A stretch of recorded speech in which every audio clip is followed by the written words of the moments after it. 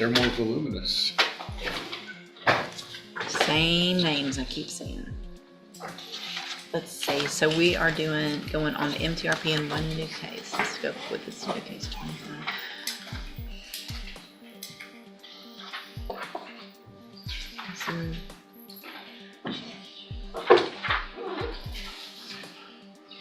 Good morning. Are you Jacqueline Young? And Mr. Lewis, will your client waive the formal reading of the indictment and the motion? He does, Judge.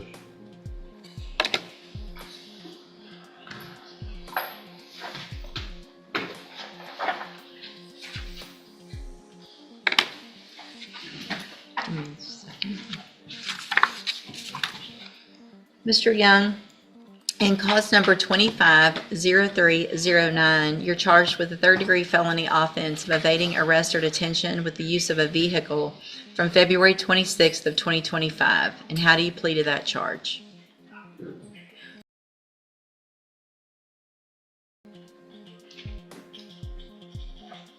I have here on the computer some documents that have your signature on them that the state has marked as exhibit number 1.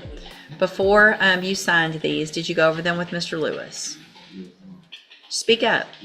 Because let me tell you something. I bet you're not talking that low when you're acting up like all these jail incident reports tell me. When you're calling names and you're acting a fool out at the jail. So use your big boy voice and answer my questions, just like you do when you're acting nonsense to those correctional officers out there. Because I bet you're not whispering. Are you? Okay.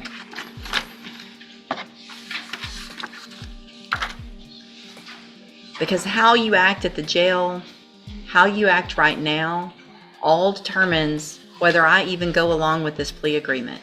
I don't have to. You're on a probation. I don't have to take plea agreements on any probations. If I find that you violated your probation, I can give you anything I want to in that range of punishment. And I can say, you know what, I'm not going to let you guys negotiate. That I don't have to do that legally. So you better be careful with your faces and your words and your attitude, because I've read all of these and I already don't have a good feeling. Do you understand? So you need to give me a better feeling if you want me to go along with this plea agreement. Again, before you signed these, did you go over them with Mr. Lewis? Do you fully understand them? And do you understand, if I follow the agreement that you made with the district attorney, that you will be waiving or giving up any right to appeal? Do you also understand, if you're not a U.S. citizen, that a plea of guilty or no contest may result in your deportation, exclusion from admission to the country, or denial of naturalization under federal law? State tenders number 1 in that case? No objection, Judge. It's admitted. Is there any evidence that Mr. Young is not competent? No, Judge. All right, so I'm going to find that you entered your plea of guilty freely and voluntarily. Find that you're mentally competent and you understand the nature and the consequences of that plea. Find sufficient evidence to find you guilty, and at this time find you guilty of evading arrest or detention with the use of a vehicle. Sentence you in accordance with your agreement to a term of 5 years in the Institutional Division of the Texas Department of Corrections. You will receive credit on that sentence for any time that you've been in custody that the law gives you the right to receive. Now, in cause number 2137857, Your Honor, it's a second amended. Just in the interest of economy, I would suggest we go forward on counts 1, 2, and 13. 13 being the offense he's already pled to.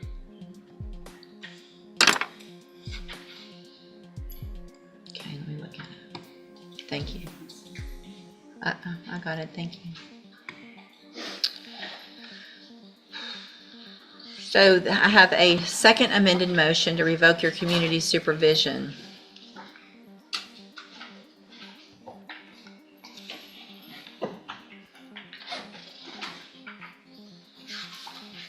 So you're on probation. We've got a probation for an evading arrest or detention with the use of a vehicle.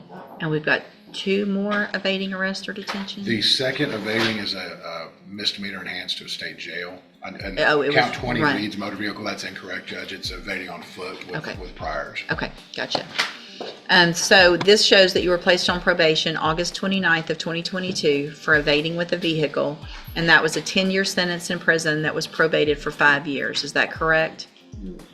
And the state's elected to proceed on counts 1, 2, and 13. Count 1 alleges that you failed to report as directed to the probation department on October 2nd of 2024. And is that true or not true? Count 2 alleges that you failed to work faithfully at suitable employment and provide verification of that. And is that true or not true? And then count 13 alleges that you were arrested for the offense of evading arrest or detention with the use of a vehicle February 26th of 2025. And is that true or not true?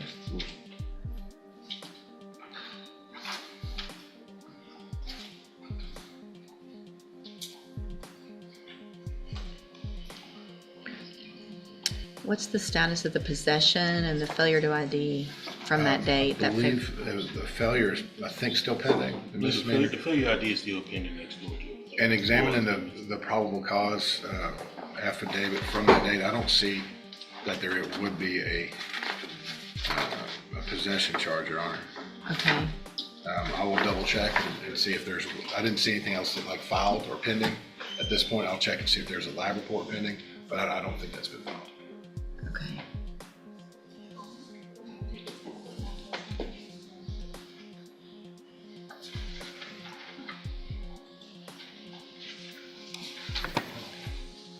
So,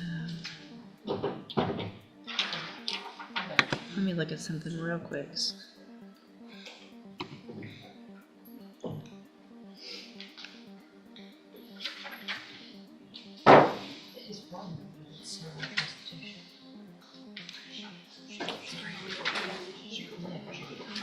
What I'm looking at, just so that you know, I'm trying to go back and find which administrative hearing talks about the allegation of his behavior to, it looks like there was something that happened with probation, one of the allegations. So I want to see a little more about that. That coupled with what's been going on in our jail may or may not affect my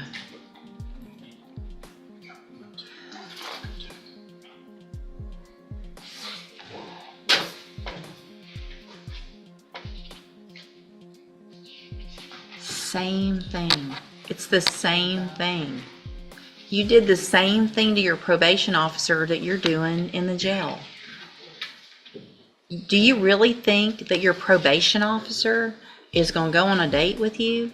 Do you really think that a correctional officer is going to go, yeah, when you get out of jail, you're the guy I want to date? You got in trouble for saying and talking like that to your probation officer, and now you're doing it when you're in jail. Do you think that? No. It's the same. I'm not taking 5 on the MCRP. I've already taken 5 on the other. Y'all can renegotiate or you can let me do it. So I'll hold everything right now. Y'all go visit some more. But that's the same behavior. We're not gonna reward that. All right, y'all go visit. I'll hold it instead of resetting it. I'll keep this paperwork, but I can make a modification if you come up with something different. But I'm not gonna do that.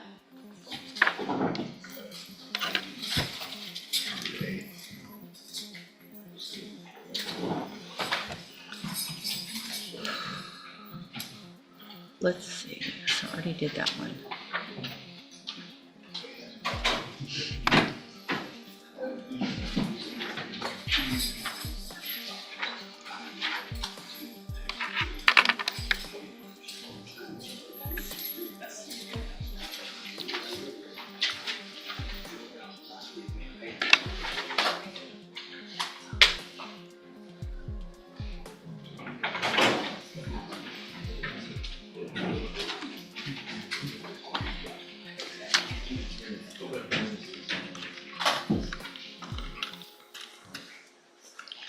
All right, so we are back on the record in cause number 21-37857. And again, you're Jacqueline Young, right? And in that case, which is the motion to revoke probation, Mr. Young had entered pleas of true to counts 1, 2, and 13. There was an agreement for 5 years in the institutional division, which I said I would not accept. Have you guys had an opportunity to visit? We have, Judge. And what is the The new agreement is 8 years TDC. All right, I'll take that. And Mr. Nichols, that's your agreement as well? Yes, Your Honor. All right, Mr. Young, again, I have some documents here, like the other case, that have your signature on them, that the state's marked as exhibit number 1. And before, speak up. And do you fully understand them also? And I have made the notation with everyone's agreement on the agreed punishment recommendation page that that's changed from 5 to the 8. Yes, ma'am. Yes, Your Honor. Thank All you. right. State tenders number 1 in that case? No objection. It's admitted. And so, Mr. Young, I'm going to find that you entered your pleas of true to counts 1, 2, and 13 freely and voluntarily. Find those counts true. Find sufficient evidence to revoke your probation, and at this time, revoke your probation. Reassess your punishment in accordance with this agreement to a term of 8 years in the Institutional Division of the Texas Department of Corrections. You will receive credit on that sentence for any time that you've been in custody that the law gives you the right to receive. These 2 cases will run concurrently, which means together at the same time. As a part of this plea agreement, I'm going to sign a dismissal in cause number 25 DCCR 0385. I'm handing you in each of those cases the trial court certifications that shows that these were agreements that I followed, and so you waived your right to appeal. I have also handed you a written admonishment regarding your ineligibility to possess a firearm or ammunition. When you were here back in 2022, we went over the fact that you're not supposed to possess a firearm in Texas, correct? Correct. Okay. It can still go worse. I mean, I got 2 more years. It's not funny. It's not funny to you, but I know you're upset about all this, but the only person you should be upset with is yourself, you know? So anyway, because of the judgment entered against you, you're not allowed to possess a firearm in Texas. I've handed you that admonishment. Be sure and read it again. We already went over it before.